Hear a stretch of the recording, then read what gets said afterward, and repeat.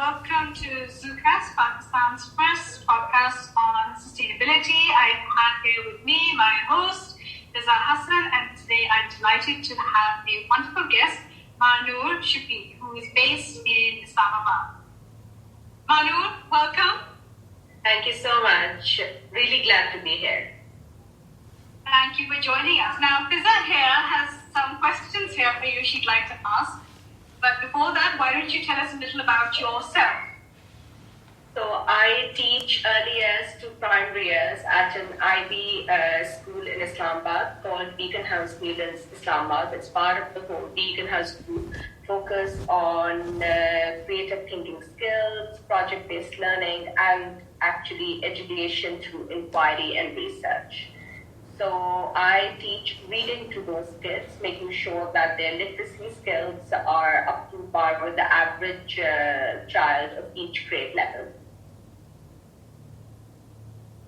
Okay, great. Well, go for it, Fiz. Mahnoor, are you ready? Are you in the hot seat? Yes. Okay.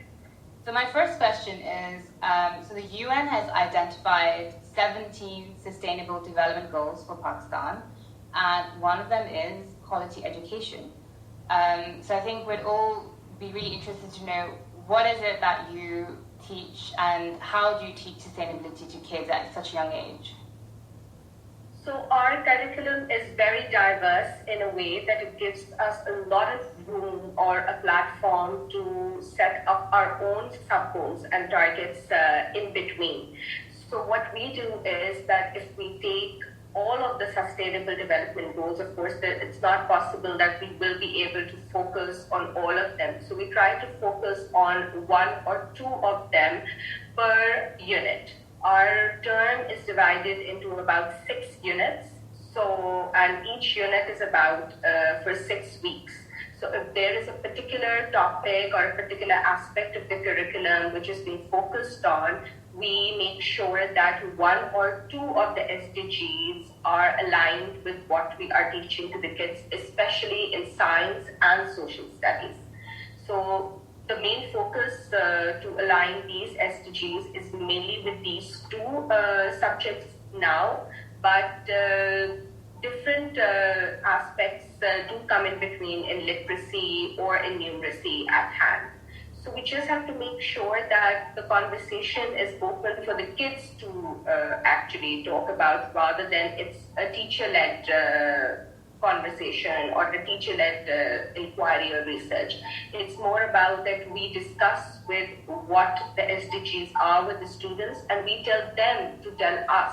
And recently we had our virtual end of year 5 primary years program exhibition, where each topic of the group or an individual was aligned with the UN SDG. So it was quality education to sustainability, to climate, to mental health, to peace and justice. So they each actually picked a SDG and talked and did their project on it. So it was really interesting in a way that an end of the year culmination project also came out in line with the SDG, and also they do it, or we try to do it during our curriculum as well. Great. And what age are That's wonderful, Mahnoor. The age... Fiza, go ahead, you have a question? These are 10 to 11 year olds. I love the fact that everyone gets to choose one SDG, right? And so we start doing SDGs with them from year 1, which is the 6 to 7 year olds, but mainly the practice is mostly for year 4 and 5, or year 3, year 4 and 5, which is 8 to 11 year olds. Yeah. Okay, so you start them off really early. Fiz, you had a question? Yes. How do you think that we can implement this on a more wide scale across Pakistan? So, where it's not being left up to independent schools or independent teachers to take the initiative, but it's almost something uniform that all kids are being taught. So what needs to happen for that to occur in Pakistan? So I think community service is going to play a very big role in this aspect or in this situation. And all independent schools can provide a general platform, or all independent schools do community service in their own setup. But then I think we could be in contact with non-profits who work in Pakistan for education or for climate change. And children could actually work with someone, with their representative, in the form of community service. And that is a very big thing, because I think it would make them more caring and more, averse to what is going on in this situation. So I think community service on a better platform, engaging with independent schools or even government schools. And I think non-profits are going to play a very big role in this, because they're already fighting for this cause. So I think that's going to be a very major thing, or a turn point. Because we did work with a non-profit in Pakistan, these kids. They did a small community service project. They had a book drive, and they were focusing on their teaching quality education. And they had the book donation drive, where everybody donated books for these children up in the northern areas of Gilgit-Baltistan. So, and they did a project for Special Olympics Pakistan as well, where they had a fundraiser. So I think that sustainability in terms of different materials of things is going to be actually taught with community service, especially on a smaller scale. Do you think community service is necessary for sustainability? Are the two sort of interlinked? I think so. I think, especially with younger kids, I think you're creating an environment where, for them, their learning behaviors in an encouraged environment. Whereas, the older we get, it's very hard to change our behaviors. We're very used to a certain way of life, and it's an inconvenience to us sometimes. And actually, scientifically, our brains are wired to take the path of least resistance, right? So I think if we can introduce things like community service to kids, where it creates that environment that encourages these behaviors, I think that's great.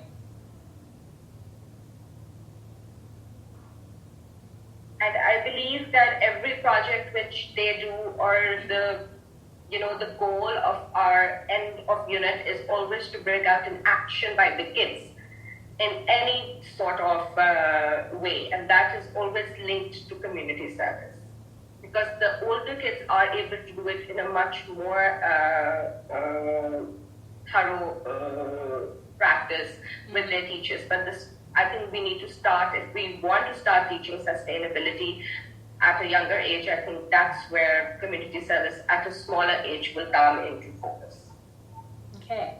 And I think one other question I had was, for those with young kids at home, such as Meher, what kind of advice would you give on how can you start teaching your kids the importance of sustainability at home? Like, any activities that you have particularly found that worked well, or kids are more responsive to? So a few teachers, colleagues of mine, did this activity where they had a unit on not exactly sustainability, but on recycling. And what they mixed sustainability with recyclable materials is that they were like, since it's the pandemic and it's the lockdown and you can't go out, so we want you to actually find different materials in your house which can be sustained for a longer period of time, and how they can be used in other activities or in other things. So they found different materials, or they found jars, jam bottles, or they found cartons, different boxes, which they turned into like a book box where they could put books in it, and jars where they could actually store their colors or pencils, and they reused those things for a longer period, so that it could go on for a longer period of time. So this was mainly a project for grade 1 or grade 2. But then coming back to our exhibition, where there was a student of mine who did actually choose their study sustainable architecture, and she wanted to make a community garden in the school, but due to the pandemic, we were online. So what she did was that she had a small area, a green patch outside her house where everybody in the street could get access to. So she built a few plants and she had a few vegetable seeds planted, and she put a sign that this is a community garden where we could actually have more green spaces in order to have better aspect for the environment. So that was a grade 5 project. So this is how we're teaching or activities could be made. Then there was a sustainability regarding clothes in grade 3 or grade 4, that maybe you could have hand-me-downs to your cousins, to your brothers, or to your sisters. This was a project where they had to actually buy and sell. So they were talking about producers and consumers and an aspect of social studies. So this was very interesting, where they had like a small market made where they made products from things which were already in their house, and which could be sustained for a longer period of time. So these are the different kinds of activities where the parents can be involved with the children, considering they have a lot of time to spend during the school days or during the summer break.